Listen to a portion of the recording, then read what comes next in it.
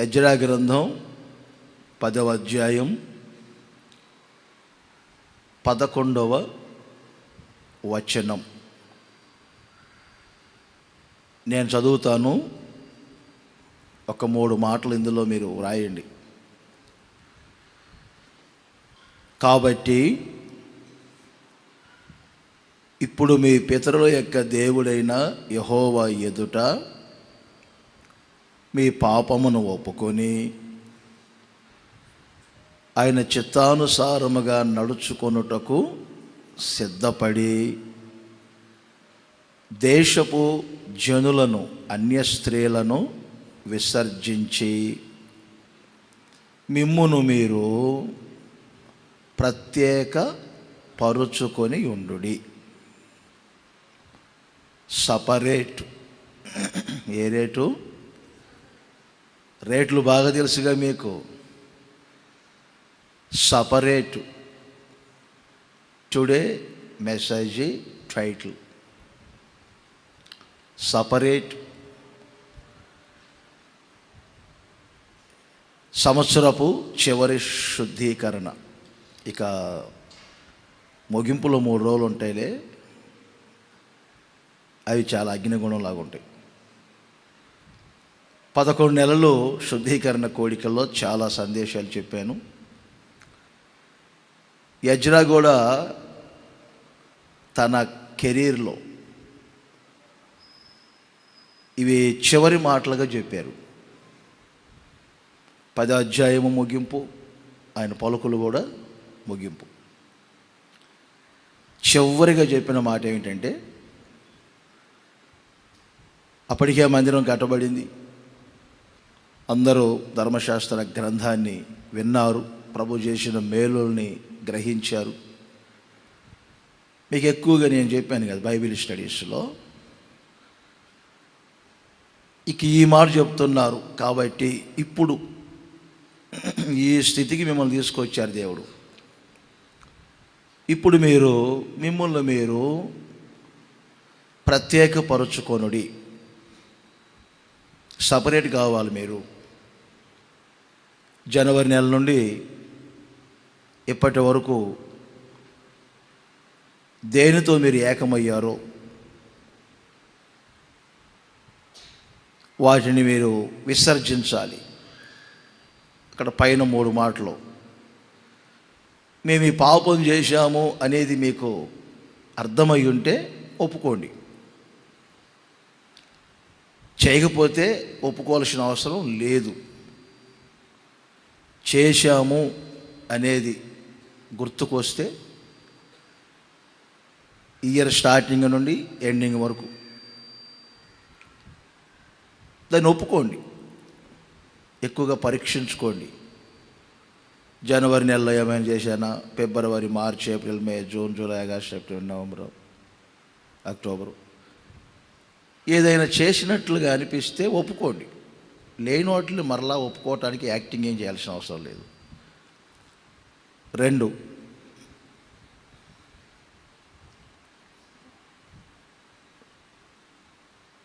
అక్కడే రాయబడిన మాట ఏంటంటే, దేవుని చిత్తానుసారముగా నడుచుకొనుటకు సిద్ధపడండి. మనుషుల ఇష్ట ప్రకారం, మీ ఇష్ట ప్రకారం ఎవరో మిమ్మల్ని బలవంతం చేస్తే, ఒత్తిడి చేస్తే, ఒకవేళ ఆ ప్రకారముగా నడుచుకున్నారేమో అవి ప్రక్కన పెట్టి ఒక సిద్ధపాటు, దేవుని చిత్తానుసారముగా నడుచుకోవడానికి మిమ్మల్ని మీరు సిద్ధపరచుకోనండి అన్నారు. 3వది ఏం చెప్పారు? ఎవరితో మీరు కలిసిపోయారో, మనుషులతో కలిశారో, మనుషుల స్వభావాలతో కలిసిపోయారో, ఒకవేళ ఇది అపవిత్రత, వాళ్ళతో మేము చేరకూడదు, వారితో మేము కలవకూడదు అని తెలిసిన తర్వాత కూడా మీరు వాళ్ళతో ఏకమైపోయారో, వాటిని ఇప్పుడు మీరు విసర్జించాలి. విసర్జించండి అన్నారు. ఆ తర్వాత ఈ మాట చెప్తారు, మిమ్మల్ని మీరు ప్రత్యేకపరుచుకొనుడి. పరిశుద్ధాత్ముని పని ఏమిటంటే మనల్ని ప్రత్యేకపరుస్తూ ఉంటారు. అది కూడా రాసుకోండి. ఒక సేవకునిలో పరిశుద్ధాత్ముని పని, ఒక సంఘములో పరిశుద్ధాత్ముని యొక్క పని. నాలో పరిశుద్ధాత్మ పని జరుగుతుంది, నా కుటుంబంలో పరిశుద్ధాత్మ పని జరుగుతుంది, పరిశుద్ధాత్మ క్రియ నేను స్పష్టంగా గమనిస్తున్నాను అని చెప్పుకునే ప్రతివారు గుర్తించవలసిన విషయం ఏంటంటే, దేవుడు పరిశుద్ధాత్మను మనకిచ్చిన ఉద్దేశం ఏంటంటే, పరిశుద్ధాత్ముడు మనల్ని ప్రత్యేకపరుస్తూ ఉంటారు. అందుకే పరిశుద్ధాత్ముడు మనకు అవసరం. పరిశుద్ధాత్మతో నింపబడాలి. పరిశుద్ధాత్మని పని అది. మనం బిగినింగ్ నుండి ఎండింగ్ వరకు బైబిల్లో గమనించినప్పుడు కూడా ప్రప్రథంగా సంఘం కట్టబడిన తర్వాత ఆ సంఘానికి పేతురు బోధించిన మాట కూడా ఇదేను, మూర్ఖులకు ఈ తరము వారికి మీరు వేరై సపరేట్ అవ్వండి, వేరవ్వండి, రక్షణ పొందండి అని చెప్పారు. ఈరోజు ఎందుకు మనము ప్రత్యేకపరచబడాలి, పరిశుద్ధాత్ముడు మనల్ని ఎందుకు ప్రత్యేకపరుస్తారు, ఈ అంశం మీద వెళ్దాం. దానికి ముందు మన దేవుడు ఎవరు అనేది కూడా హెబ్రీ పత్రికలో 7వ అధ్యాయం, తప్పనిసరిగా ఒక చిన్న డైరీ పెట్టుకోవాలి బ్యాగ్లో, వీలైనంత వరకు రాసుకోవటానికి ప్రయత్నం చేయాలి. వీలైనంత వరకు సందేశాన్ని వ్రాసుకోవాలి. కూర్చో కూర్చో కూర్చో, కెమెరాకి అడ్డం వస్తున్నారు, పర్లేదులే, కూర్చొని ఎక్కడో చోట. హెబ్రీ పత్రిక 7వ అధ్యాయం 26. పవిత్రుడును, మన దేవుని గురించి చూడండి ఎంత మంచి మాట చెప్పండి, పర్వాలేదు. పవిత్రుడును, నిర్దోషియు, నిష్కల్మషుడును, పాపులలో చేరక అది ప్రత్యేకముగా ఉన్నవాడు, ప్రత్యేకముగా ఉన్నవాడు. మన దేవుడు ఎవరు? ప్రత్యేకపరచబడినవాడు. మన దేవుని ప్రత్యేకతే వేరు. ఆయన ఒక స్పెషల్ మనకి, అంతే.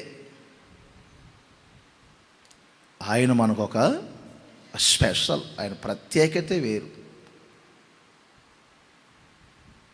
ఎమ్మెల్యేలు ఎంపీలు మీ ఇంటికి వచ్చినా వాళ్ళకు చేసే కార్యక్రమాలు వేరుగా ఉంటాయి. ఒక దీన సేవకునిగా నేను మీ ఇంటికి వచ్చాననుకోండి, ఆ స్పెషలే వేరు. ఫర్ ఎగ్జాంపుల్, మన దేవుని ప్రత్యేకతే వేరు. అసలు ఆయన్ని ఎవరితో మనము పోల్చలేము. ఆయన మాట ప్రత్యేకత, ఆయన చూపు ప్రత్యేకత, ఆయన నడవడి ప్రత్యేకత, ఆయన హృదయము ప్రత్యేకత. అర్థమైందండి? ఆయన ప్రత్యేకతే వేరు.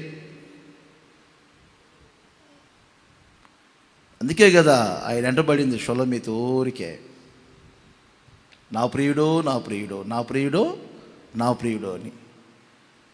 అందరూ కూడా అంటారు, ఏమిటి నీ ప్రియుల్లో ఉన్నటువంటి స్పెషాలిటీ ఏమిటి? నా ప్రియుడు ధవళ వర్ణుడు రత్నవర్ణులే. ఇక ఆయన గురించి ఏమని చెప్పేది? చెప్పి చెప్పి మూర్చిల్లిపోతుంది ఇక్కడ వ్యవహారం అన్నట్లుగా ఉంటుంది ఆ వ్యవహారం. ఆయన గొప్పతనం ఇంచుమించుగా 30 సంవత్సరాల నుంచి బోధిస్తున్నాను, కానీ సముద్రంలో ఒక బొట్టు నీళ్లు నేను తీసుకున్నట్లే ఉంటుంది. ఒక సముద్రంలో ఒక బొట్టు నీళ్ళే నేను తీసుకున్నాను అనుకుంటుంది. ఇంకా సముద్రం ముందు నేను బోధించాల్సింది. ఎన్ని సంవత్సరాలు బతుకుతానో తెలియదు, కానీ ఇంకా సముద్రం అంతా యేసయ్యను గురించి బోధించాలి. సముద్రంలోంచి ఒక చొక్క నీళ్ళే తీసుకున్నట్లుగా ఉంది నాకు ఈ 30 సంవత్సరాల సేవా పరిచర్య. ఎంత చెప్పినా ఆయన గురించి తనివి తీరట్లేదు. అందుకే నిర్దోషియు నిష్కల్మషుడును పాపులలో చేరక ప్రత్యేకముగా ఉన్నవాడు మన దేవుడు. ఇప్పుడు ఆయన ప్రత్యేకంగా ఉన్నారు కనుక మనం కూడా ప్రత్యేకంగా ఉండాలి. ఆయన సపరేటు, మనం సపరేట్, అంతే. ఆయన సపరేటు, మనం సపరేటు. నేను కొన్నిసార్లు సభలకు వెళ్తాను కదా, బయట వాళ్ళ సభలకి. అక్కడ 5,000 మంది ఉంటారు. 5,000 మంది వస్తారు, వాక్యం వింటారు. నేను ఇక బయలుదేరదాను కారు దగ్గరకు రాగానే ఒక 100 మంది 150 మంది వచ్చి నా కారు చుట్టూ ఉంటారు. వీళ్ళు ఎవరంటే వస్తున్న వాళ్ళు, అక్కడ స్థానికంగా ఉన్న సంఘ బిడ్డలు. అందరూ వెంటబడరు, ఎవరో ఒకరిద్దరు ప్రార్థన చేయించుకోవాలని వచ్చేవాళ్ళు, కానీ వీళ్ళు సపరేట్గా వచ్చేస్తారు. అన్నా మేమని. అందుకే 5వ అధ్యాయంలో కూడా మీరు చూడండి, మత్తయి సువార్తలో ఆయన కొండ ఎక్కి కూర్చుండి నోరు తెరిచి ఆయన బోధింపసాగెను. ఇక్కడ చూడండి, ఆయన ఆ జనసమూహములను చూచి, మొదటి వచనమే, కొండ ఎక్కి కూర్చుండగా ఆయన శిష్యులు, అంతే. మీరు సపరేటు, మేము సపరేటే. ఆయన దగ్గరకు వచ్చి శుభ్రంగా కూర్చున్నారు. చూడండి, అందరు వెళ్ళిపోయారు, కానీ వీళ్ళు మాత్రం వెళ్ళలేదు. ఎందుకు? ఆయన దగ్గరే కూర్చున్నారు. ఇప్పుడు అందుకని నేను అంటాను, ఒక సేవకునిగా, ఆయన ప్రత్యేకపరచబడిన దేవుడు కనుక ఇప్పుడు మనల్ని కూడా మనం ఏం చేసుకోవాలి? ప్రత్యేకపరచుకోవాలి. ఎప్పుడు ప్రత్యేకపరచుకోవాలి, సపరేట్ అవుతూ ఉండాలి. ఎప్పుడు సపరేట్ అవుతూ ఉండాలి. ఈ చెట్లు చూశారు,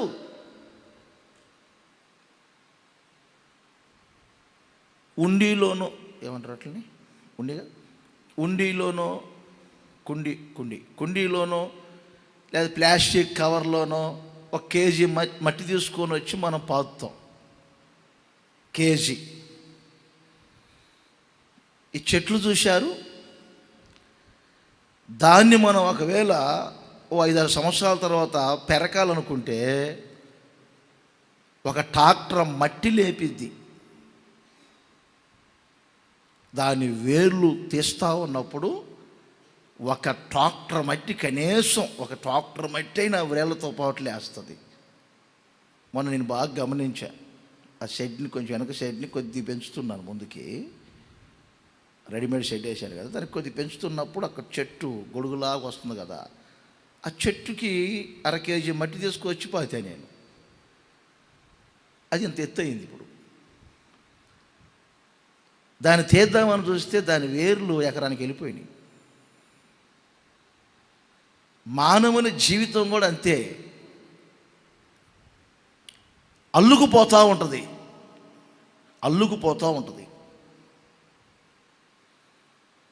మనుషుల మీదకి అల్లుకుపోతుంటుంది,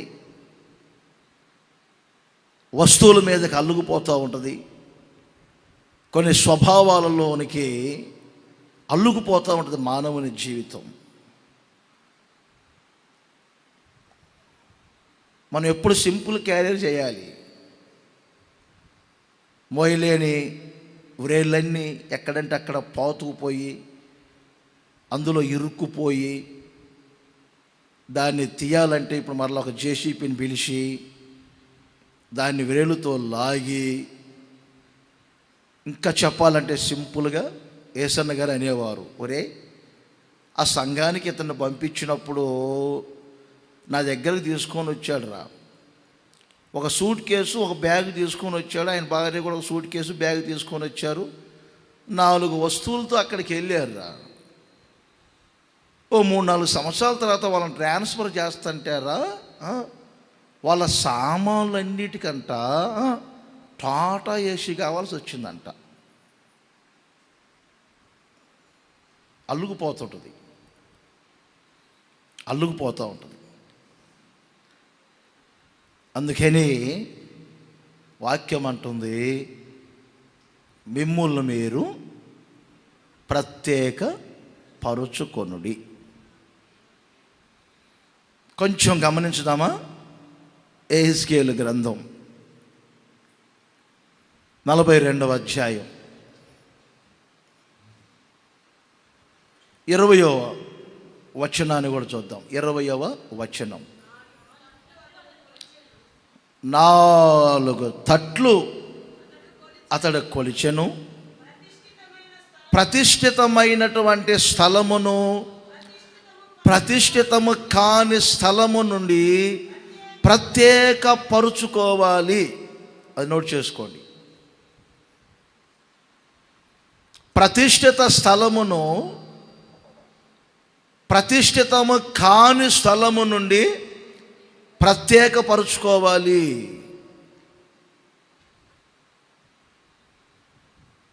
పరిశుద్ధాత్ముడు ప్రత్యేకపరుస్తారు. ఎలా ప్రత్యేకపరుస్తారు? ఎక్కడి నుండి ప్రత్యేకపరుస్తారు? మీకు సందేశాలు బాగా గుర్తు. ఒక కాలంలో నేను చెప్పాను, వేరుపరుచునని. అదొక కోణం. ప్రతిష్ఠితము కాని స్థలం ఒకటి ఉంది, ప్రతిష్ఠత గల స్థలం ఒకటి ఉంది. ప్రతిష్ఠత కాని స్థలము నుండి ప్రతిష్ఠిత స్థలాన్ని ఏం చేయాలి? ఇప్పుడు ప్రత్యేకపరచాలి. ఎవరి ప్రతిష్ఠిత స్థలం? మీరే ఒక ప్రత్యేకపరచబడిన ప్రతిష్ఠిత స్థలం. మీ జీవితం ప్రత్యేకపరచబడింది. ఆ ప్రత్యేకతలో ఒక ప్రతిష్ఠతని మీరు అనుభవిస్తున్నారు. మీ ప్రతిష్ఠత వేరు, మీ సమర్పణ వేరు. నా ప్రతిష్ఠత వేరు. యేసన్న గారి ప్రతిష్ఠత వేరు. వారంతట వారిని మనం కావాలంటే ఇక అది వర్ణించలేము. మనం ఎంతో తపస్సు చేయాలి, ఎంతో ప్రార్థన ఉండాలి, ఎంతో కృపను పొందాలి. మనం అనుకుంటాం మామూలుగా. వారి ప్రతిష్ఠత వేరు, నా ప్రతిష్ఠత వేరు. మన సంఘం యొక్క ప్రతిష్ఠత వేరు, మన బోధ ప్రతిష్ఠత వేరు. మీకు వేసినటువంటి సమర్పణ ప్రతిష్ఠ కలిగినటువంటి పునాదులు వేరు. ప్రతిష్ఠిత స్థలమైనటువంటి మీరు ప్రతిష్ఠిత స్థలము కాని దానిలో నుండి మీరేం కావాలి? ప్రత్యేకపరచబడాలి. అది దానికి చుట్టూ, అందుకే కింద ఇంకా ఫుల్ఫిల్ చేయండి ఆ మాటని. కింద అంటారు చూడండి, ప్రత్యేకపరచుటకై దాని చుట్టూ నలుదిశల 500 బారలు గల చచ్చౌకపు గోడ కట్టబడి ఉండాలి. చూసారా ఎంత మంచి మాట? దాని చుట్టూ గోడ మీ చుట్టూ ఆ గోడ కట్టుకోవాలి. ఆ పొలిమేరల్లో మీరు ఉండాలి. ఆ సరిహద్దురాలు దాటకూడదు. ప్రతిష్ఠిత కాని స్థలములోనికి మీరు వెళ్ళకూడదు. ప్రతిష్ఠిత లేని వాళ్ళతో కలవకూడదు. ప్రతిష్ఠిత లేని వాళ్ళ జోక్యం మీరు చేసుకోకూడదు. అందుకని మీ చుట్టూ ఇప్పుడు మామూలు గోడ కాదు, చుట్టూ గోడ కట్టుకోవాలి. గోడ కట్టుకోకపోతే ఏమవుతుంది? వెళ్ళండి ఒకసారి ఇర్మీయా గ్రంథంలోనికి 31వ అధ్యాయం 21వ వచనం. త్వరగా ఇర్మీయా గ్రంథం 31:21. ఇశ్రాయేలు కుమారి సరిహద్దు రాళ్లను పాతించుము, దోవచూపు స్తంభములు నిలబెట్టుము, నీవు వెళ్ళినటువంటి రాజమార్గము తట్టు నీ మనస్సు నిలుపుకోము, తిరుగుము, ఈ నీ పట్టణములకు తిరిగి రమ్ము.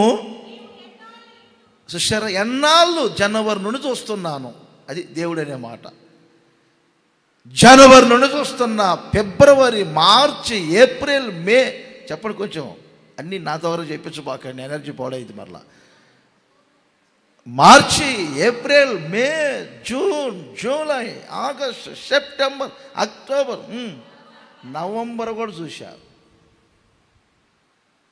అందుకే డిసెంబర్లోనికి బరిలోకి దిగి అంటాడు దేవుడు. ఎన్నాళ్ళు నేను ఒకసారి చెప్పే, మీకు గుర్తుందా? ఏం గుర్తుంది? ప్రతిదాన్ని తల ఊపుతారు గొర్రెల్లాగా.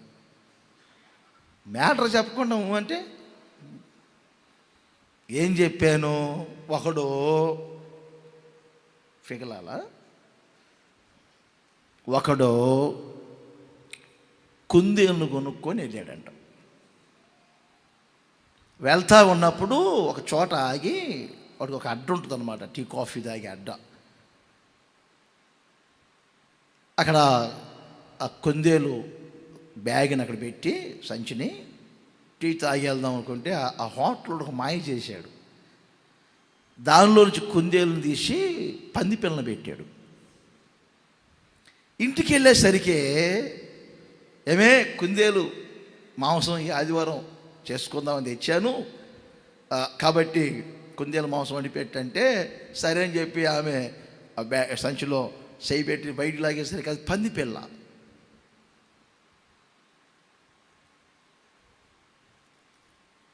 వెళ్ళి, ఏంటండి పంది పిల్లని తెచ్చావు, కుందేలంటివి అంటే, వాడు ఇచ్చినప్పుడు చూశాను నేను, కుందేలేను, ఎలా మారింది ఇది అని మరలా వెళ్ళేటప్పుడు మరలా వెళ్ళడం.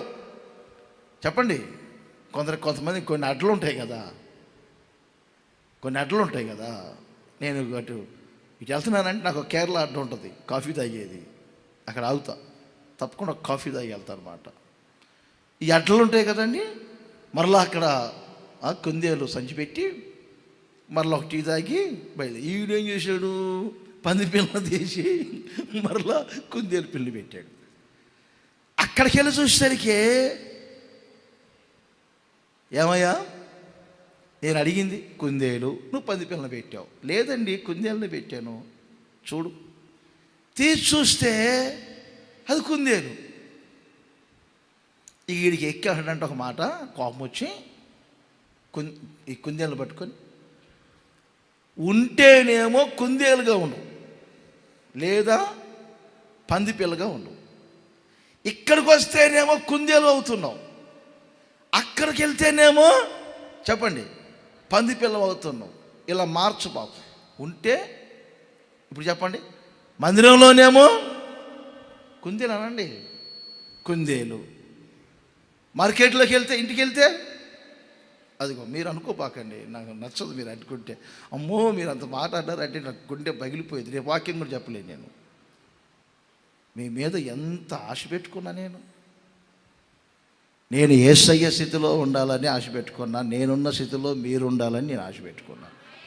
అమ్మో పంది పిల్లండి, అమ్మో ఇంకేముంది, భరించలేను, నా వల్ల కాదు. మీరు అనుకుంటే దారిని అనుకోండి, కానీ నా ముందు అనుబాకండి.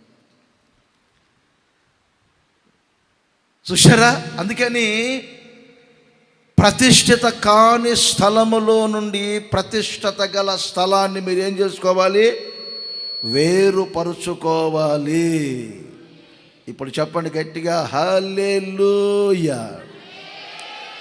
లేవియా కాండములో మీరు 13వ అధ్యాయము 46వ వచనాన్ని గమనించండి. పాత నిబంధన ఒక సిద్ధాంతం, అదేమిటంటే, ఎవరి శరీరములో ఏదైనా ఒక కుష్టు కానీ, కుష్టుకు సంబంధించినటువంటి ఒక చిన్న పొడొచ్చినప్పుడు నొసడి మీద కానీ లేకపోతే ఒంట్లో కానీ ఎక్కడైనా ఒక చిన్న కుష్ఠము కనపడితే అతడు పాలెనికి వెలుపడికి వెళ్ళాలి. వెళ్ళి అతడు ఏం చేయాలి తెలుసా? 3 సార్లు నేను అపవిత్రుణ్ణి అనుకోవాలి. చూద్దామా 46. ఆ పొడ వానికి కలిగిన దినములన్నీ వాడు అపవిత్రుడై ఉండును.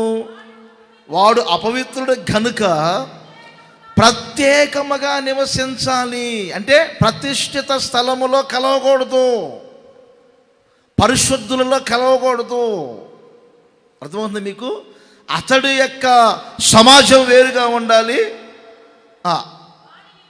వారి నివాసము పాలెము వెలుపల ఉండాలి, పాలెములో కలవకూడదు. ప్రతి వాళ్ళు సంఘంలో కలవకూడదు, ప్రతి వాళ్ళు సంఘంతో ఏకమవకూడదు.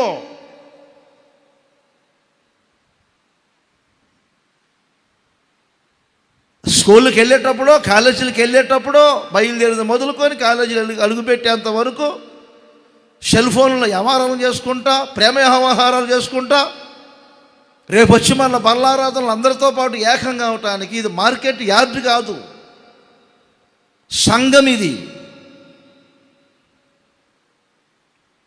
ఫోనుల్లో మీ సంభాషణ ఎలా ఉంది? కాలేజీలో మీ సంభాషణ ఎలా ఉంది?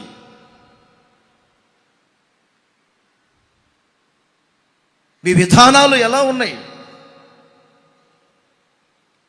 అన్నిటిని గమనించుకోవాలి. అందుకే వాక్యం ఏమంటుంది? అతడు పాలెనికి వెలుపట ఉండాలి. పాలెం అంటే సంఘం, సంఘ పాలెం ఇది.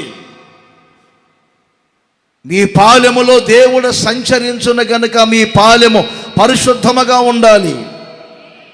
ఆ ప్రక్కనే ఉంటుంది ద్వితీయోపదేశ కాండం 23వ అధ్యాయం 14వ వచనం. మిమ్మల్ని విడిపించుటకును మీ శత్రువులను మీ చేతికి అప్పగించుటకును మీ పాలెములో దేవుడు సంచరించును. నీలో అసహ్యమైనది ఏదైనా ఆయన చూచి నిన్ను విడవకున్నట్లుగా నీ పాలెము పరిశుద్ధముగా ఉండాలి.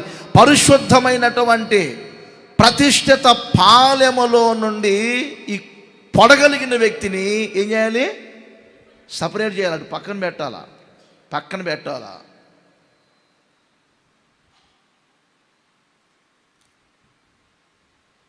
నేను పెట్టలేను కొన్నిసార్లు, దేవుడు పెడతాడు కొన్నిసార్లు.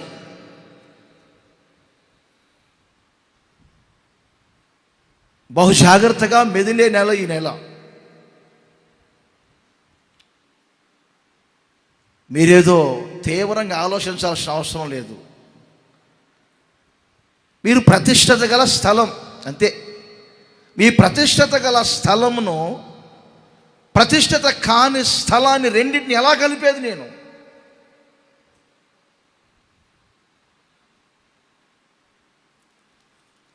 ఆ సామర్థ్యత లేదు వాళ్ళకి. ప్రతిష్ఠత గల స్థలం ఒకటి ఉంది, ప్రతిష్ఠత లేని స్థలం ఉంది. ఆ స్థలాన్ని ఈ స్థలంలో, ఈ స్థలాన్ని ఆ స్థలమును ఎలా కలపగలుగుతాం మనం? ప్రతి తల్లిదండ్రులు గుర్తించాలి, ఎదిగిన ప్రతి మగపిల్లలు ఆడపిల్లలు గమనించాలి. మీరు ఒక ప్రతిష్ట కలిగిన స్థలానికి వచ్చారు,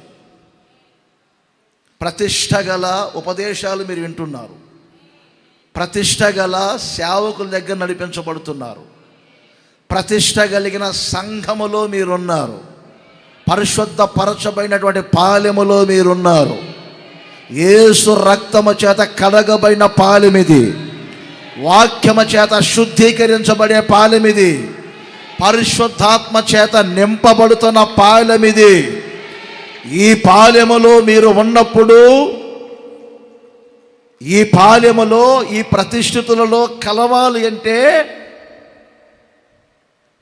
అవతల స్థలం కూడా ఎలా ఉండాలి? ప్రతిష్ఠత స్థలముగా ఉండాలి. ఆ ప్రతిష్ఠిత స్థలము కాని దాన్ని దీనిలో ఎలా కలిసేది? ఎలా కలపాలా? బంతిలో కూర్చున్నప్పుడు అందరికి ఒకే రకంగా భోజనం పెట్టుకుంటూ వస్తుంటారు. బంతిలో కూర్చున్నప్పుడు అందరూ ఒకలాగానే కూర్చుంటారు. వాళ్ళకి ఎగ్గు, వీళ్ళకి ఎగ్గు, వీళ్ళకి లెగ్గు, వీళ్ళకి లెగ్గు. వాడు తెలియదు కదా వడ్డించేవాడికి. కూర్చుని అందరికి ఒకే రకంగా వడ్డించుకుంటూ వెళ్తుంటాడు. సపరేట్ లేదు.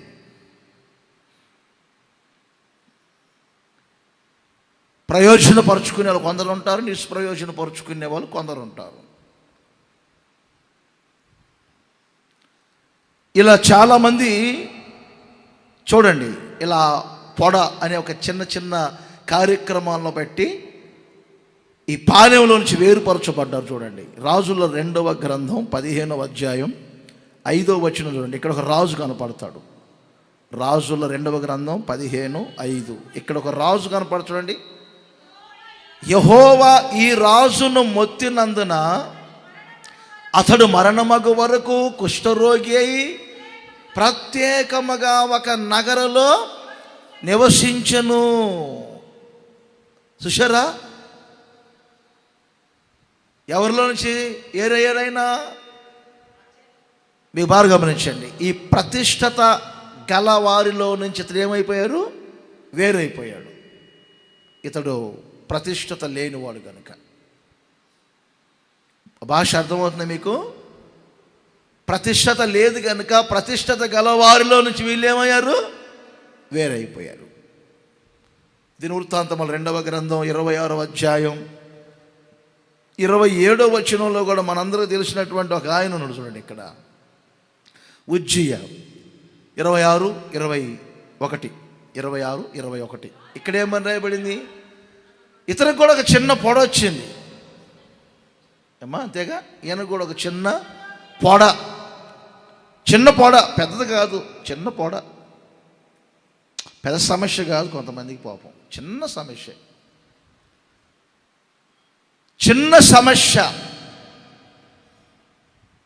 మంచి రాజు, చిన్న వయసులో రాజు అయ్యాడు. జకరియా దర్శనాలు తెలిసి ఈయనకి వాళ్ళ తాతల తండ్రుల దగ్గర నుంచి మంచి పునాది వేసుకున్నాడు. దేవుణ్ణి ఆశ్రయించాడు. 26వ అధ్యాయం చదువుకుని ఒక అధ్యాయంలో ప్రారంభించబడి ఒక అధ్యాయంలో ముగించబడింది ఉజ్జియా చరిత్ర. జకరియా దర్శనాలు తెలుసు ఆయనకి. ఇప్పుడు మీ మనవరాళ్ళు కూడా కొంతమందికి, మీ మనవరాళ్ళకి యేసన్న గారు తెలుసా? మీరు చెప్పే మాటలను బట్టి ఆ యేసన్న గారు యొక్క దర్శనాలు, కళలు, వారి ఉపదేశాలు మీ మనవరాళ్ళకు పునాదులుగా పడతాయి. ఇంకా చెప్పాలంటే మీ మనవరాళ్ళకి కొన్నిసార్లు మేమే తెలియదు, వాళ్ళకి మీరు పునాదులు వేస్తున్నారు. అలా జకరియా రోజుల్లో అసలు ఇతను చిన్నపిల్లాడు. ఎవరు? ఈ ఉజ్జియా. ఆ జకరియా దర్శనాలను నేను పునాదులుగా వేసుకున్నాడు. ఆ చిన్న వయసు నుంచే స్థిరపరుచుకున్నాడు. వాళ్ళ నాన్నగారు చెడిపోయాడు, ఈయన మాత్రం చాలా బాగున్నాడు. ప్రారంభంలో దేవుని ఆశ్రయించాడు, వర్ధిల్లాడు, మంచి వ్యవసాయాలు చేశాడు, చుట్టూ ప్రాకారాలు కట్టుకున్నాడు. ఆ పై వాక్యాల్లో ఉంటే 14 చివరి మాట, అతని కీర్తి దేశమంతా వ్యాపించింది. ఎంత బాగుంది. మధ్యలో ఏంటి పోయే కాలం వచ్చింది? ఎవరికి? ఉజ్జియాకి. మీరు కంగారు పడబాకండి, ప్రతిదానికి భయపడబాకండి. ఏమి లేదు ఆయన చేసిన పని. యాజకులు చేసే పని పాపం ధూపం వేశాడు అంతే.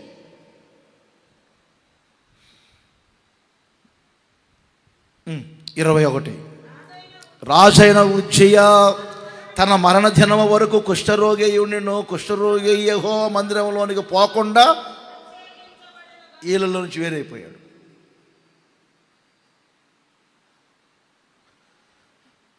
మరి ఏం చేద్దామండి ఇప్పుడు అంటారా? దీనికి ఒక చిన్న ఆన్సర్ ఉంది మీకు. నాకు ఋతు గ్రంథం చదువుతున్నప్పుడు బాగా నచ్చింది ఈ మాట. చూడండి, ఋతు గ్రంథంలో ఒక చిన్న మాట చెప్పి ఇంకొక పాయింట్ చెప్తాను. మొదటి అధ్యాయంలో ఋతు గ్రంథంలో 14వ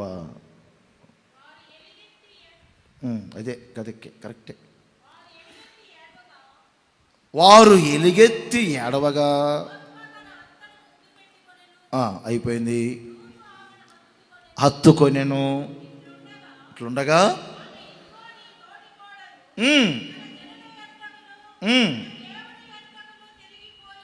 పోయినది. ఏమి చెప్పిన మాట చూడండి, 17లో బాగుంటుంది క్లియర్గా. 17 నీవు మృతి పొందు చోటన నేను మృతి పొందుతాను, అక్కడనే పాతి పెట్టబడెదను, మరణము తప్ప ఏదైనాను నిన్ను నన్ను ఆమేన్ ఆమేన్ చెప్పండి ఇప్పుడు గట్టిగా. హల్లెలూయా. నన్ను అనండి అందరూ, నన్ను చూడండి అందరూ చేతుల పైకి చెప్పండి. నన్ను నయోమి స్థానంలో పెట్టుకోండి కాసేపు. మళ్ళీ ఇంటికి వెళ్ళి నయోమి అంటే రాజు నన్ను బాకండి, ఆ స్థానంలో పెట్టండి. చెప్పండి ఇదే మాట, మరణం తప్ప మిమ్మల్ని మమ్మల్ని నన్ను అనండి, నన్ను అనుకోండి, మిమ్మల్ని నన్ను ఏది ప్రత్యేకపరచకూడదు. అంటే ఇప్పుడు పక్కన వాళ్ళకి కూడా చెప్పండి, మరణం తప్ప. నేనైతే మరణం కూడా మనల్ని ఏం చేయలేదు అంటాను. మరణించిన తర్వాత అక్కడేం కలుసుకొని ఉంటాం మనం. ఇప్పుడు చూడండి, ఇందాకేమో కొంచెం సబ్జెక్ట్ మీరు వింటేనే అర్థమైంది. ఇందాకేమో ప్రతిష్టతము గలవారిలో నుంచి ప్రతిష్టత లేని వాళ్ళు ఏమయ్యారు? సపరేట్ అయిపోయారు. ప్రతిష్టత లేని వారిలో నుంచి ప్రతిష్ట కలిగిన వాళ్ళు ఏమయ్యారు? సపరేట్ అయిపోయారు. ఓకే, ఇప్పుడు ప్రతిష్టత గలవాళ్ళు ఏకమైపోయారు. ఇది నీకు అర్థమైందా? నయోమి ఒక ప్రతిష్టత కలిగిన వ్యక్తిను. ఎందుకంటే జీవమగల దేవుని గురించి ఆమె చెప్పారు. మోయా ప్రాంతానికి అసలు యేసుప్రభు తెలియదు, దేవుడు తెలియదు. దేవుడు తెలియనటువంటి తన తోడి కోళ్ళకి దేవుని గురించి చెప్పారు. ఋతువులో అంత ప్రతిష్టత, అంత సమర్పణ, అంత త్యాగం రావటానికి కారణం ఎవరంటే నయోమి. ఎంత ప్రతిష్ట వచ్చింది నయోమికి అంటే మీరు గుర్తుపెట్టుకోండి, ఆ ప్రతిష్టత ఋతువులో కనపడుతుంది మనకి. నీ దేవుడే నా దేవుడు అంటే దేవుని గురించి చెప్పారు ఆమె. 2 నీ జనమే నా జనం అంటే జనము గురించి, నా జనం ఎలా ఉంటుంది, నా దేవుడు ఎలా ఉంటాడు, నా దేశం ఎలా ఉంటుంది, మా దేశ పద్ధతులు ఎలా ఉంటాయని కోడళ్లకు ఉపదేశాన్ని నూరు పోసింది. అలా ప్రతిష్ఠితులతో గలవండి. అడగండి ప్రక్కన వాళ్ళని తట్టి, మీరు ప్రతిష్ఠితులేనా అని అడగండి, తప్పు లేదు. ఎవరు దొరకకపోతే దేవుడు చెప్పుకోండి. ప్రతిష్ఠితులు కలవాలి. కానీ ఇప్పుడు చెప్పండి, అఫీసర్లు ప్రతిష్ఠిత కాని వాళ్ళు ప్రతిష్ఠితుల్లో కలవకూడదు, ప్రత్యేకపరచబడాలి. అందరు చేతులు పైకే చెప్పండి గట్టిగా, హల్లెలూయా. ఏం చెప్పాను ఇప్పుడు మీకు? ప్రతిష్ఠత కాని వారిలో నుండి ప్రతిష్ఠత గలవారు ఏం కావాలి? ప్రత్యేకపరచబడాలి. మొదటి మాట. ఇంకొక విషయం కూడా చెప్తా చూడండి. నిర్గమకాండం 8వ అధ్యాయం 23వ వచనం చూడండి. ఇప్పుడు ఇది కూడా నోట్ చేయండి. ఐగుప్తీయులు, ఇశ్రాయేలీయులు. వాస్తవానికి ఇక్కడ రాయబడిన మాట ఐగుప్తీయులు, ఇశ్రాయేలీయులు. ఇప్పుడు ఐగుప్తీయులు లోకస్తులకు పోల్చుదాం, ఇశ్రాయేలు అంటే దేవుని ప్రజలకు పోల్చుదాం. ఇశ్రాయేలీయులు ఐగుప్తీయులలో నుండి ప్రత్యేకపరచబడాలి. ఇక్కడ మీరు నోట్ చేసుకోవాల్సింది ఏంటంటే, అన్యజనుల యొక్క స్వభావములలో నుండి మనము ప్రత్యేకపరచబడాలి. అలా నోట్ చేసుకోండి. అన్యజనుల యొక్క స్వభావాలలో నుండి మనము ప్రత్యేకపరచబడాలి. నేను ఒక మాట చెప్తాను. ఇప్పుడు మోషే ఐగుప్తు దేశానికి వెళ్ళారు. ఫరోకు చెప్పారు, అయ్యా మా దేవుని సేవించుకోవటానికి మేము వెళ్తున్నాము, 3 దినాలు ప్రయాణం చేయాలి, మేము వెళ్తున్నాము, అక్కడ మా దేవుని సేవించుకొని రావాలి అని చెప్పారు. ఈ ఫరో చూడండి, బాగా మీరు కొంచెం తర్వాత నిర్గమకాండం చదువుకోండి, నేను చెప్పే మాటలన్నీ ఉంటాయి. ఎప్పుడు పుస్తకాలు మీరు చదువుకుంటూ ఉండాలి ఎక్కువగా ఖాళీ సమయాల్లో. నన్ను చూడండి, ఇప్పుడు చదవబాకండి, ఇప్పుడు నన్ను చూడండి. ఈ ఫరో చాలా జీవోలు పెట్టాడు. ఓసారి ఏం పెట్టాడంటే, జీవో మీరు పురుషులు మాత్రం వెళ్ళండి, స్త్రీలు వెళ్ళబాకండి అని ఒక జీవో పెట్టాడు. రెండోసారి ఏమని పెట్టాడంటే, అసలు అంత దూరం మీరు ఎందుకు వెళ్ళాలి, ఐగుప్తులోనే మీరు మీ దేవునికి బలర్పించుకోండి, మీరు సేవించండి దేవుణ్ణి, మేమేమన్నామో ఏమని అంటామా ఏంటి, దూరం పోబాకండి అన్నారు. బాగా వినండి, దూరం పోబాకండి, ఐగుప్తులో చేసుకోండి, మీ దేవుని మీరు చేసుకోండి, మీకు కాదంటున్నాం ఏంటి, మేము వద్దంటామా ఏంటి, కాకుంటే మా దేశంలో చేసుకోండి. ఇప్పుడు కూడా చుట్టుపక్కల అన్ని జనులు అలాగే అంటుంటారు, మీ క్రిస్మస్ కేక్ మీరు తినలేదా, అర్థమైందా, మా సంక్రాంతికి సంబంధించిన కూడా మీరు తినండి, దసరాకు సంబంధించిన కూడా తినండి అంటారు. అపార్ట్మెంట్లో ఉన్న వాళ్ళు చూడండి, అపార్ట్మెంట్లోకి ఇలాంటి ఇబ్బందులు ఉంటాయి. ఇండివిజువల్గా ఉండే ఇంటికి ఇబ్బంది లేదు, వీలైనంత వరకు ఇండివిజువల్గానే కట్టుకోండి ఇల్లు మీరు, అర్థమైందా, ఇండిపెండెంట్ హౌసే ఉండాలి మీకు. అపార్ట్మెంట్లో ఉంటే ఇలాంటివి ఉంటుంటాయి, కింద వినాయకుడు బొమ్మ పెడుతుంటారు, సందాలు ఏమంటుంటారు ఇంటింటికి,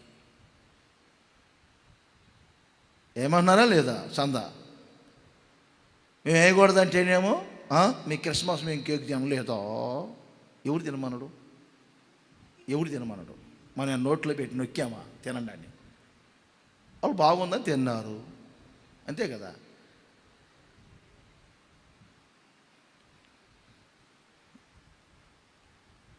ఎవరు తినమన్నారు, ఇలా చాలా చెప్తుంటారా, మీ క్రిస్మస్ కేక్ తినలేదో మీరు కూడా తినండి, చందా వేయండి, అపార్ట్మెంట్లు అందరం కలిసిమెలిసి ఉన్నాం అంటుంటారు. ఈ ఫరో ఆత్మ ఇది, ఐగుప్తు స్పిరిట్ ఇది. ఏమిటి ఆత్మ అంటే, మన దేశంలోనే మీరు చేసుకోండి, మేమేమన్నాము అది మన దేశంలో చేసుకోండి. ఫరోతో మోషే అంటాడు, బాబు మా దేవుడు ప్రత్యేకపరచబడిన వాడి దేవుడు, హల్లెలూయా, వేవు మా జనం వేరు బాబు, మా పద్ధతులు వేరు బాబు, మీ ఐగుప్తు స్త్రీలు చాలా జిమ్ క్యాండిడేట్లు, మా ఎబ్రి స్త్రీలు మాత్రం చురుకైన వాళ్ళు బాబు, వాళ్ళ షార్ప్నెస్ వేరు బాబు. అసలు మంత్రసాలను రాకమునిపే కానీ అక్కడ పీటల మీద పెడుతున్నారంటే ఏమనుకున్నా మా వాళ్ళు అంటే, నడుము మీద చేతులు పెట్టుకొని, మోకాల మీద చేతులు పెట్టుకొని, ఏదో ఒక ఎద్దులు బండినంత బరువు తల మీద పెట్టుకున్నట్టుగా, కొంతమంది చూడండి కింద నుంచి పైకి లేవాలంటేనే అమ్మయ్య అంటారు. మరి ఏం చేద్దాం, అంత భారం అయిపోయింది. మా వాళ్ళు అలా కాదు, చాలా షార్పు మా వాళ్ళు, హెబ్రీ స్త్రీలు అంటే.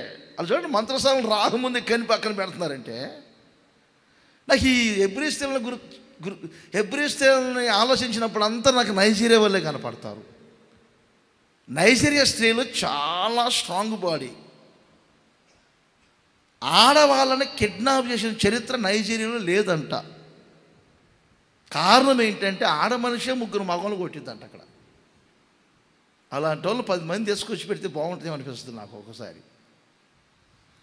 ఇంకో మాట చెప్పనా, డెలివరీకి కూడా కారు వేసుకొని వెళ్తాంట హాస్పిటల్కి, డెలివరీ చేసుకొని మరలా కారులో వెనకేసుకొని వాళ్ళు వెనక సీట్లో వేసుకొని ఆమె డ్రైవింగ్ చేసుకుంటూ వస్తుందంట. నాకు అక్కడ డాక్టర్ గారు ఉన్నారు, మన విశ్వాసి, మన అవసరన్న విశ్వాసి, ఆయన చెప్తుంటే నవ్వుతూ ఉన్నాను నేను. అన్న వాళ్ళు 2-3 గంటలన్న ఈజీగా కని కూడా తిన్నగా వెనక సీట్లో వేసుకొని పరుచుకొని వాళ్ళే డ్రైవింగ్ చేసుకుంటూ వస్తారంట. ఇది సిజరింగ్ జరిగిన తర్వాత కూడా. ఎంత స్ట్రాంగ్ బాడీ అసలు. మనోళ్ళు చూడండి, ఒకరిని అనొచ్చా, ఒకరికి అన్నారంటే దానికి పైన ఏది ఏ కట్టు వాళ్ళంత కట్టు ఒక 6 నెలలు, నడువుకు ఒక కట్టు 6 నెలలు, ఇక ఒక నెల 2 నెలలు బీరకాయలు తినాలి, సొరకాయలు తినాలి, వంకాయలు తినాలి. అమ్మా ఎందుకంటే రావాలి, పొట్లకాయలు తినాలి, పాలు రావాలని.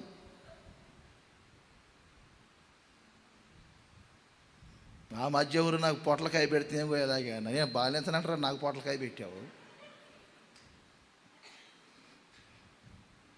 ఏం విటమిన్స్ ఉంది సొరకాయలో, ఏమో విటమిన్స్ ఉంది రా, తింటే దోసకాయ తినవచ్చు, మరలా సొరకాయ ఆకారానికి ఇంత లావు ఉంటుంది, పీసు పదార్థం మంచిదేలే.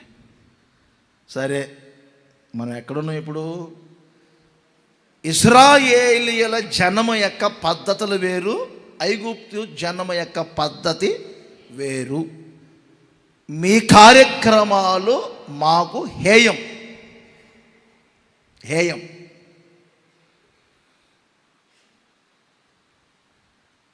అద్దెకి ఉంటున్నారు కదా, ఒక యాజమాన్యం ఇంట్లో అని వాళ్ళ స్వభావాల్లో ఏకమవ్వద్దు. మీ ఇళ్ళల్లో వాళ్ళు అద్దెకుంటున్నారు కదా అని చెప్పి మీ ఇళ్ళకి, అర్థమైందా, అన్యజనుల స్వభావాలకు సంబంధించినటువంటి సాంప్రదాయాలు చేసినట్టుంటే మాత్రం ఆ అన్క్లీన్ స్పిరిట్ పనిచేసింది మీ ఇంట్లో.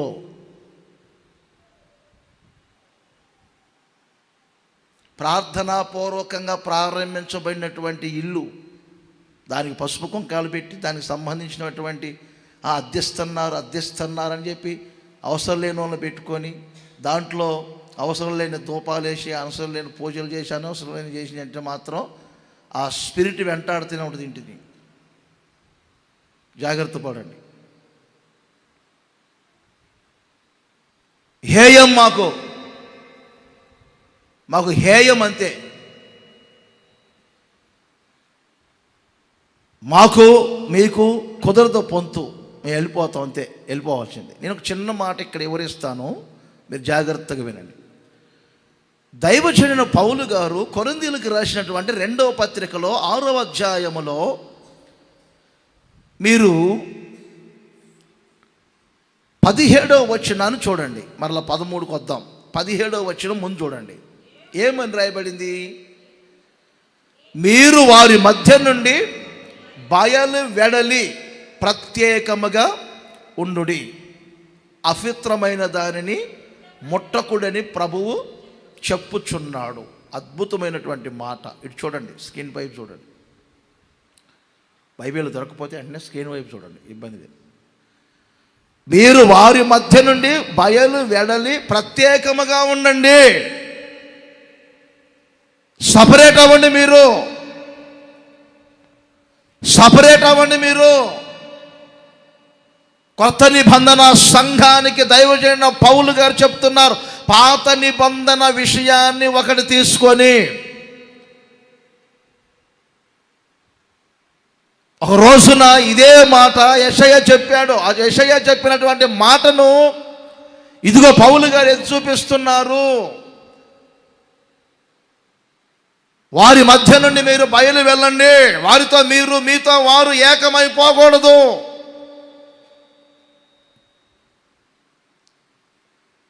రూతుకి వార్పాకి పొత్తు కుదరలేదు, అబ్రహాముకి లోతుకు పొత్తు కుదరలేదు, ఎలీషాకి గెహాజీకి పొత్తు కుదరలేదు, ఇశ్రాయేలుకి ఆకానుకి పొత్తు కుదరలేదు. మీ స్వభావం వేరు, మీ మృదుత్వం వేరు. మీరు కేవలం యేసుక్రీస్తుని ముంగుర్తుగా పెట్టుకున్నారు. ఆయన ఉత్తమ సుగుణాలన్నింటినీ మీ శరీరం అంతా ధరించుకుంటున్నారు. క్రీస్తును మీరు ప్రతి చోట ప్రత్యేకపరుస్తున్నారు. ఆశ్చర్యకరమైనటువంటి ఆయన వెలుగులో ఆయన ఉత్తమ సుగుణాలను ప్రచురపరచటానికి మీరు ఏర్పరచబడిన వంశం. అయితే మీకు ఆ అన్య స్వభావాలకి ఎలా పొత్తు కుదురుతుంది? అలా అన్య పురుషుల్ని పెళ్లి చేసుకున్న అన్య పురుషులు పెళ్లి చేసుకున్నటువంటి మన సంఘ బిడ్డలు కొంతమంది విశ్వాసులు ఆడపిల్లలు వాళ్ళలో కలిసిపోయారు. వాళ్ళు కనపడట్లేదు నాకు కొన్నిసార్లు, వాళ్ళ తల్లిదండ్రులు కూడా కనపడట్లేదు పెళ్ళి అయిన దగ్గర నుంచి.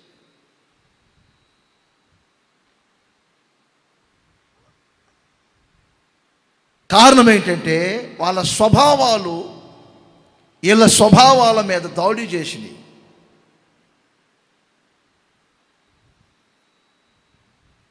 అందుకే సపరేట్ అవ్వాలి, మాట్లాడాలి, కానీ స్వభావాల్లో కలిసిపోకూడదు. మనకు బాగా తెలుసు, ఒక ఇంట్లో పుట్టిన వాళ్ళు, ఒక తండ్రి పిల్లలు, ఒక తల్లి పాలు త్రాగిన వాళ్ళు, ఒక తల్లిదండ్రుల పెంపకంలో పెరిగినటువంటి వాళ్ళు 12 మంది. కానీ యోసేపు తన సహోదరులలో నుండి ప్రత్యేకపరచబడ్డాడు, సపరేట్ అయ్యాడు. ఆ మాట కూడా చక్కగా ఉంటుంది చూడండి, ద్వితీయోపదేశకాండంలో 33వ అధ్యాయం 15-16 వచనాల్లో.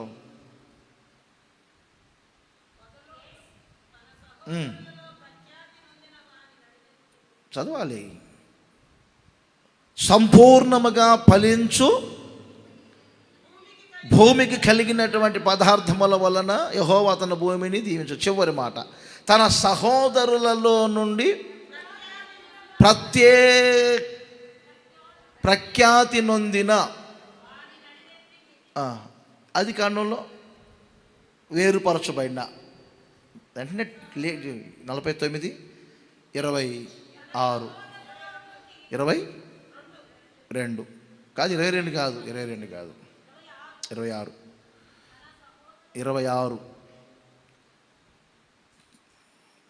26 తగ్గింది. బైబిల్ రీడింగ్ తగ్గింది, అర్థమైపోతుంది. బైబిల్ రీడింగ్ తగ్గింది, అందుకే అర్థం కావట్లేదు మీకు. యోసేపు తల మీదను తన సహోదరులలో నుండి, అది సపరేట్ వేరుపరచబడిన వాని నడినెత్తి మీదికి వచ్చెను. ఏమొచ్చినాయి? ఆశీర్వాదాలు. యోసేపు ఎవరు ఇప్పుడు? తన సహోదరులలో నుండే సపరేట్ అయిపోయాడు. ఎలా కుదురుతుంది? ఒక ఇంట్లో 2 అక్కచెల్లెళ్ళకే కుదరట్లేదే, ఇంట్లో 4 అన్నదమ్ములకే కుదరట్లేదు పొంతన. ఎన్ని సంవత్సరాల నుండి ఎంత ఓపికగా ఐక్యపరుచుకుందాం అంటే అదేమో గాడిద అయిపోయా, మీరేమో ఎద్దు అయిపోతుంది. గాడిదకు ఇప్పుడు చెప్పండి, గాడిదకు ఎద్దుకు రెండిటికి ఏమండి కాడి కట్టాడంట ఒక దరిద్రుడు. గాడిదకు ఎద్దుకు రెండిటికి కాడి కట్టి లాగమంటే గాడిద ఏమంటుందంటే నేను మోస్తాను అంటుంది, ఎద్దు ఏమంటుంది నేను లాగుతాను అంటుంది. ఎద్దు స్వభావం ఏంటి? కాడి ఎంత పెట్టినా లాగమన్నా లాగుతా బండి మొత్తం అంటుంది. గాడిద ఏమంటుంది? అవసరమైతే ఆ కొండ మొత్తం నా మీద పెట్టండి మోస్తా అంటుంది. ఈ రెంటికి ఎలా పొంతన కుదిరిద్ది? అసలు ఇజ్రాయేలు పద్ధతులు తెలుసా? ఇజ్రాయేలుకి ఎన్ని కట్టలు పెట్టాడు దేవుడు. ఎద్దుని గాడిదను జత చేసి దున్నకూడదు. ఎద్దుని ఆవు నుంచి పెళ్లి చేయండి, ఎద్దుకి మరలా గాడిదను చూడ బాగండి అమ్మా. వెనక్కి వెళ్తే 2 కాళ్ళు లేపుతుంటుంది. అది తన్నించుకున్న భర్తలు కూడా ఉన్నారు కొంతమంది.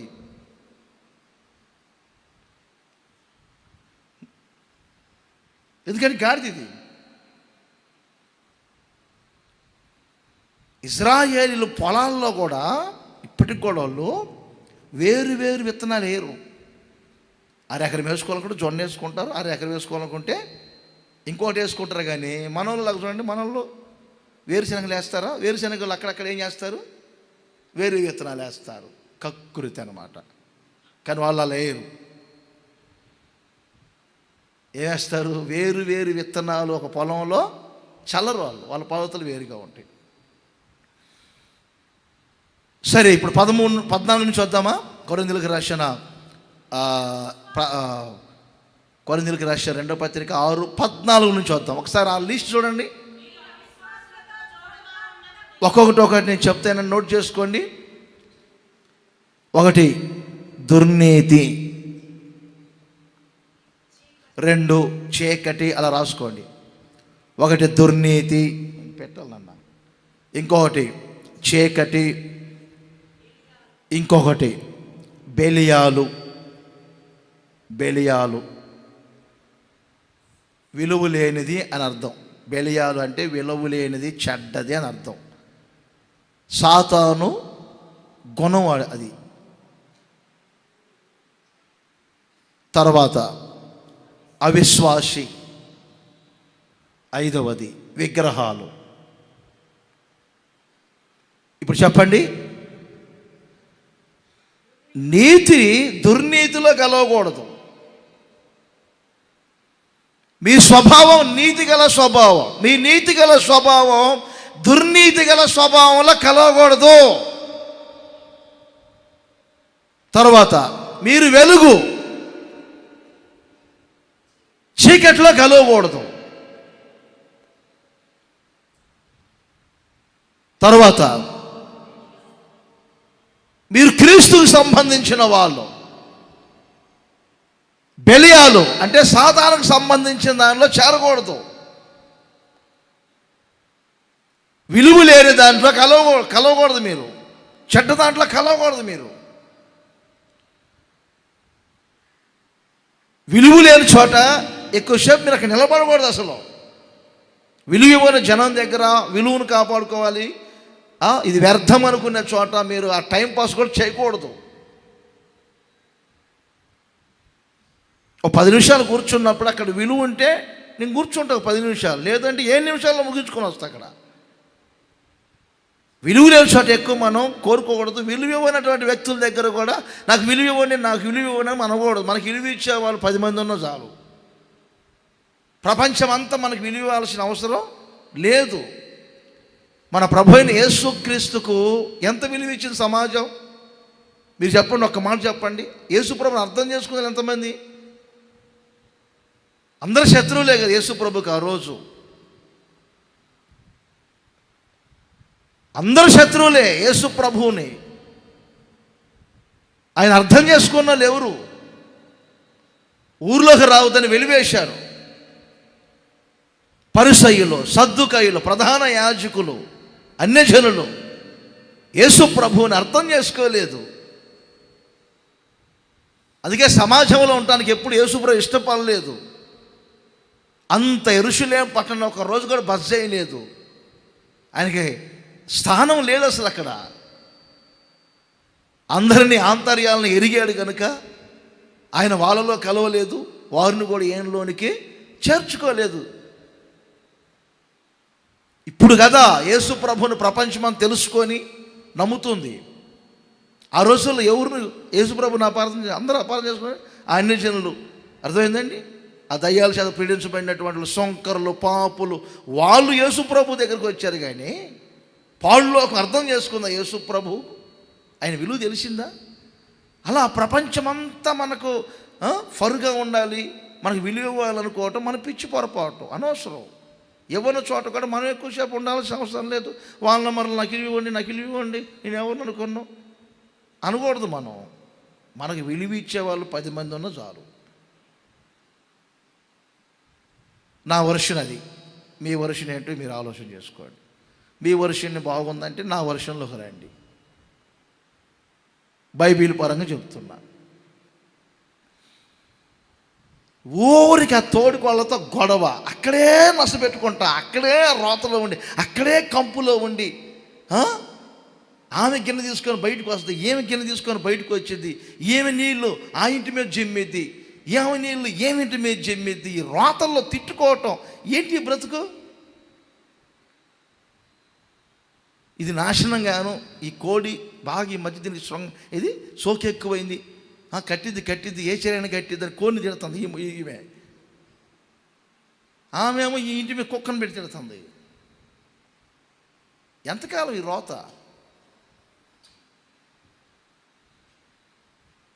వద్దు. ఆ విలువ లేనిది, ఆ చెడ్డది అనుకున్న ఆ బెలియాలతో క్రీస్తుకి ముడిపెట్టొద్దు. వాళ్ళ అవిశ్వాసులు.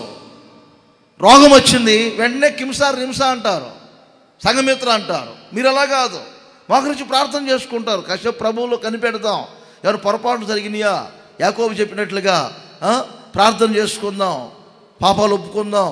విశ్వాససహితమైన ప్రార్థన రోగిని స్వస్థపరుస్తుందని కనిపెట్టేవాళ్ళు మీరు. దగ్గానే మీకు ఈ మెడిసిన్ బాగుంటుంది, ఆ మెడిసిన్ బాగుంటుంది అనేవాళ్ళతో ఎలా కలుస్తారు మీరు? జండు బాం బాగుంటుంది, అమృతాంజనం బాగుంటుంది. నాకు కొన్నిసార్లు చెప్తారు కొన్ని సలహాలు, తప్పేమి లేదు దాన్ని. ఆయుర్వేదాలు చెప్తారు నాకు మనవాళ్ళు. కొంచెం ముక్కు బిగిసపోయినప్పుడు ఆవిరి పట్టండి అంటారు. అది పెద్ద అవి మెడిసిన్ కాదు కదా. హాట్ వాటర్ తాగండి అంటారు, తప్పే ఉన్నది. అది మెడిసిన్ కాదు కదా. ప్రకృతి సంబంధించిన ఏదైనా ఇలా తీసుకోండి అంటారు, సపరేట్ అంటారు, తప్పే ఉంది. అర్థమైందా? అర్థమవుతుందా మీకు? నేను డ్రింక్ తాగనమ్మా అన్నాను, తాగన్నయ్యా అన్నది ఒక. తాగనమ్మా నేను, తాగనంటే మళ్ళీ త్రాగమంటావు ఎందుకు? త్రాగన్నయ్యా మంచిది. ఏంటి దేనికి మంచిదమ్మా? తిన్న త్వరగా అరిగిద్దు అన్నయ్యా అన్నది. నేను అన్నాను, త్వరగా అరిగితే మళ్ళీ ఎవడు పెడతాను నాకు? మీకంటే ఇంట్లో కిచెన్ ఉంది, నాకు రాత్రి 9 గంటలకు ఎవరు పెట్టరు, మరలా 11 అవుతుంది. అరగకూడదు, అది అరగాల్సినప్పుడే అరగాల. ఇప్పుడు డ్రింక్ తాగాను అనుకో, ఏదో ఉండి ఈ మధ్య ఎక్కువ వస్తున్నాయి. ఏంటి అమ్మా? తాగ్గానే తేపులు వస్తాయి కదమ్మా. రాయలసీమ నుంచి వచ్చినాయి కదా ఈ మధ్య. డ్రింక్ లేదు, చెన్నై జీరా ట్రాక్లోనే ఉన్నారు అయితే అందరూ. మీరు ఏదైనా ఒకటి జీరా సోడో లేకపోతే లింకో లేకపోతే డ్రింకో తాగండి. ఆ త్రాగినప్పుడు కాసేపు బాగానే ఉంటుంది, తర్వాత బాడీకి ఇబ్బంది. ఇంకో మాట చెప్పనా, ఆ మరుసటి రోజు మళ్ళీ త్రాగకపోతే మీకు ఒకలాగా ఉంటుంది. నేచురల్గా ఉండండి, బాగుంటుంది.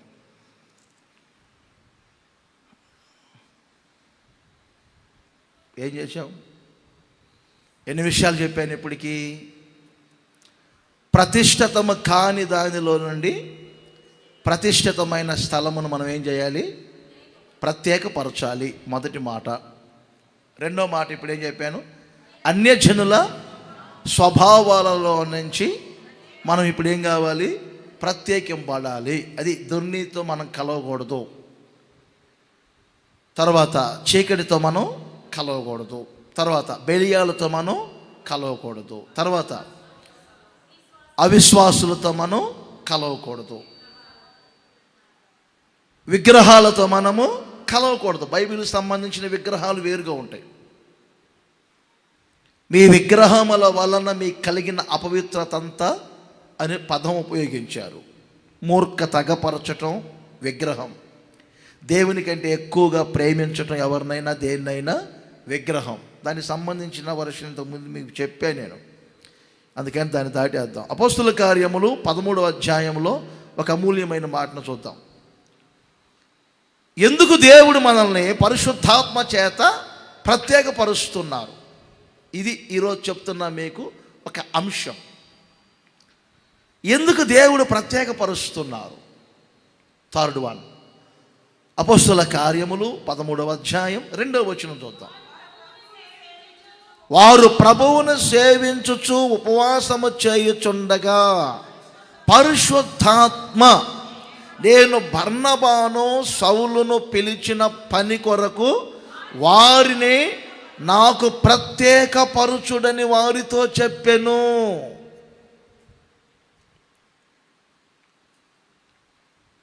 మీరు అక్కడే పాయింట్ నోట్ చేసుకోవాలి. దేవుని పని కొరకు మనము ప్రత్యేకింపబడితిమే. అక్కడ ఒక సేవకుల్నే అని భావించొద్దు, అందరినీ కలిపి చెప్తున్నాను. దేవుని పని కొరకు దేవుడు మనల్ని ప్రత్యేకపరిచారు. దేవుని పని కొరకు మనం ప్రత్యేకింపబడాలి. పరిశుద్ధాత్ముడు ఎందుకు ప్రత్యేకపరుస్తున్నారు సేవకుని?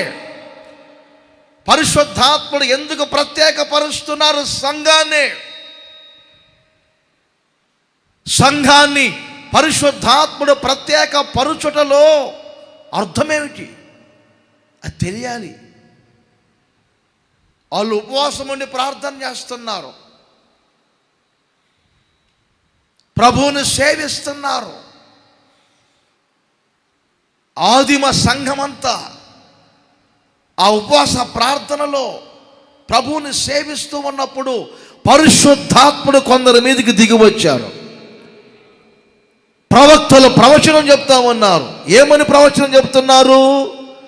నేను బర్నబాను, నేను సౌలు అనే మారు పేరు గల పౌలును ఏర్పరచుకున్నాను.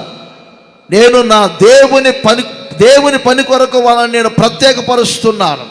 వాళ్ళని నేను పిలిచిన పని కొరకు వారిని మీరు నాకు ప్రత్యేకపరచండి, నాకు పరిశుద్ధాత్ముడు స్పష్టంగా చెప్తున్నారు.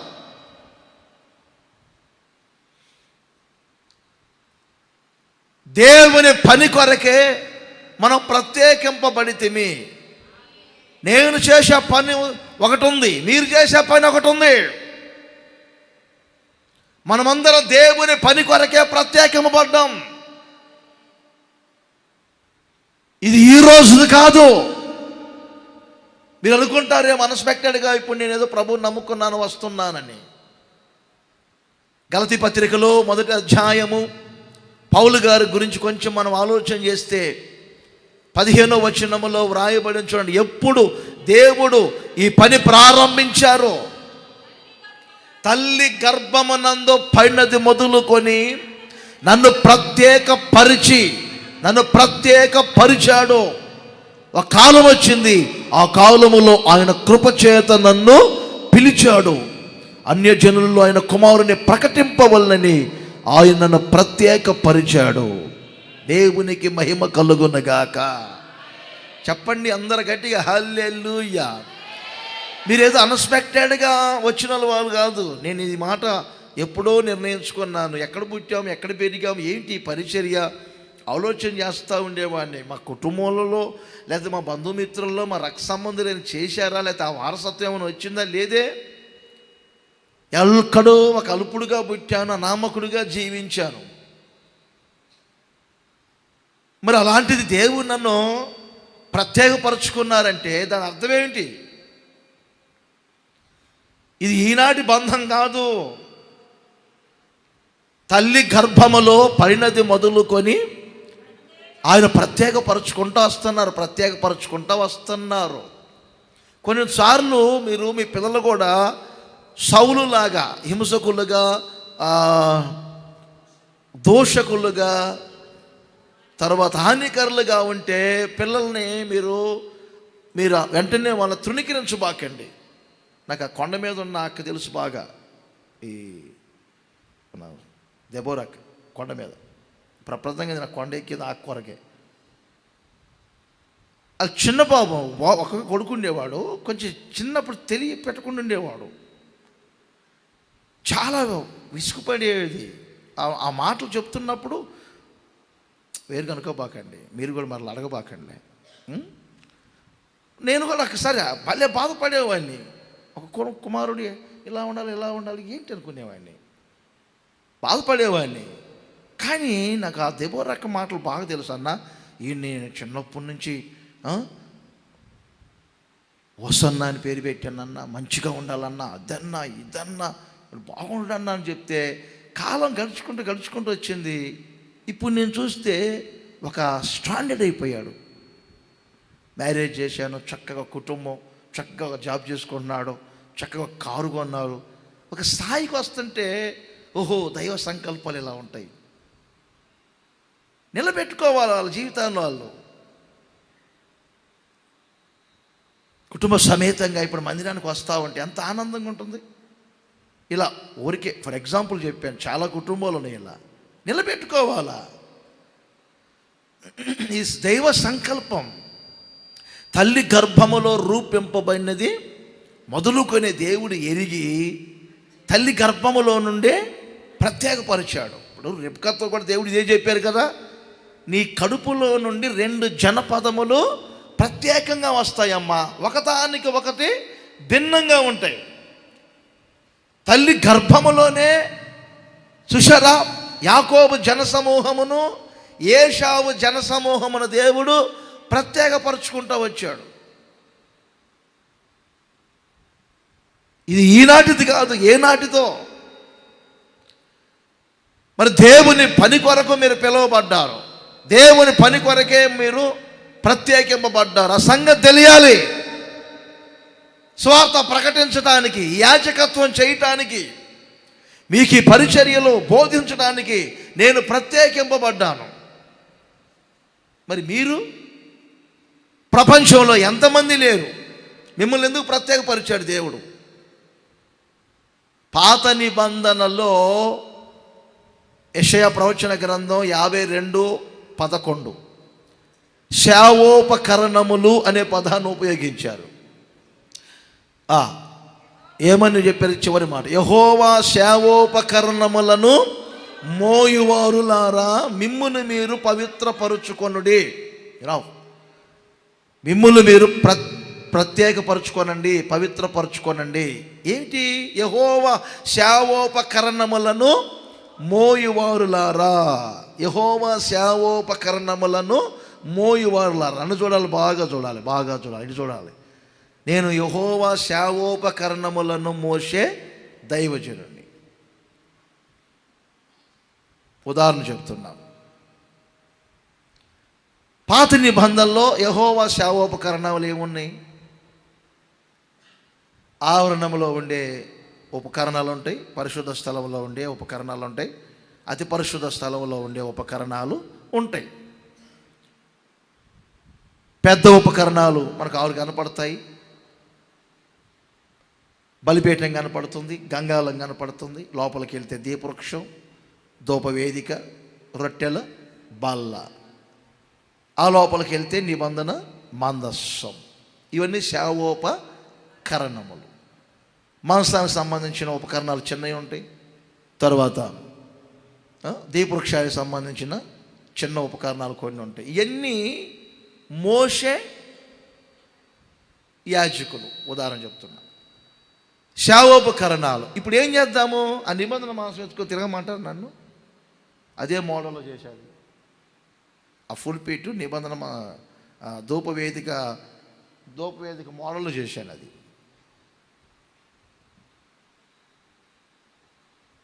దాన్ని ఇప్పుడు దానికి కొత్త నిబంధన సిద్ధాంతం ఏంటి? ప్రార్థన. అర్థమైందా? ఇప్పుడు నా నోటే ఉండాలి, ప్రార్థన ఉండాలి. చేతిలో ధూప కలశం ఉంటుంది, అది ప్రార్థన. అర్థమైందా? ధూప వేదికేమో ఒకే చోట ఉంటుంది, ధూప కలశమేమో చేతిలో తిరుగుతూ ఉంటుంది. రన్నింగ్లో అంటే తిరిగే తిరుగుల్లో రన్నింగ్ ప్రేయర్ ఉండాలి, స్టాండర్డ్ ప్రేయర్ ఉండాలి. దానికి ఎగ్జాంపుల్, దానికి సాదృశ్యం ఇప్పుడు ప్రార్థన. ఈ సేవోపకరణాలు అంటే మీకు కూడా దేవుడు ఏమి ఇచ్చారు? సేవోపకరణాలు. స్తుతించే ఒక భాగ్యాన్ని ఇచ్చాడు, ప్రార్థన చేసే ఒక భాగ్యాన్ని ఇచ్చాడు, విశ్వాసము సంబంధించిన సేవోపకరణాలు ఇచ్చారు, రొట్టెల బల్లకు సంబంధించిన ప్రభు శరీరాన్ని, ప్రభు రక్తాన్ని ఇచ్చారు. మరి ఇవన్నీ మీరు సేవోపకరణములకు సంబంధించినటువంటి వాటి పనిలో ఉన్నటువంటి వాళ్ళు. ఈ సేవోపకరణములను మోస్తున్నటువంటి ఈ పని కొరకు దేవుడు మిమ్ములను పిలిచాడు. ప్రధాని గారికి లేదే నోట్లో స్తుతి, మీకుంది. ప్రార్థన లేదే, ఎమ్మెల్యేలకి, ఎంపీలకు లేదే, కలెక్టర్లకు, యాక్టర్లకు, డాక్టర్లకు, ఎవరికి లేదే. ఇది స్తుతించే ఒక భాగ్యాన్ని దేవుడు మనకిచ్చారు, ప్రార్థన చేసే భాగ్యాన్ని మనకిచ్చారు, ఈ దేవుని సన్నిధిలో కూర్చుండే భాగ్యాన్ని మనకిచ్చారు, ప్రభు శరీరాన్ని, రక్తాన్ని తీసుకునే భాగ్యాన్ని మనకిచ్చారు.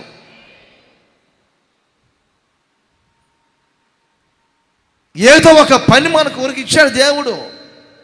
స్తుతించడం ఒక పని, ప్రార్థించడం ఒక పని, విశ్వాసం ఒక పని, పరిశుద్ధాత్మతో నింపటం ఒక పని, అన్య భాషలు మాట్లాడటం ఒక పని. దేవుని మందిరములో దేవుడు మనకు ఏ స్థానం ఇచ్చినా అది మనకు ఒక పని. మీరు త్రాగుతున్నటువంటి ద్రాక్షారసపు కప్పులు తీస్తున్నారే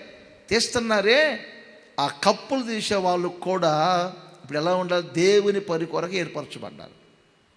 ఆ ద్రాక్షారసపు రొట్టెని ఇస్తున్నారుగా మీకు, ఆ రొట్టెనిచ్చే వాళ్ళు కానీ, ఆ రొట్టెనిచ్చినటువంటి వాళ్ళు కానీ ఒక పని కొరకు ఏర్పరచబడ్డారు. ఆ ద్రాక్షారసపు కప్పులు మీ చేతికి అందిస్తున్నారే, వాళ్ళు ఒక పని కొరకు ఏర్పరచబడ్డారు. అందుకే దేవుని పని కొరకు ఏర్పరచబడినటువంటి వాళ్ళు ఎలా ఉండాలి? ఇప్పుడు ఆ ప్రత్యేకతను కాపాడుకోవాలి. అందుకే మీరు ప్రత్యేకింపడ్డారు.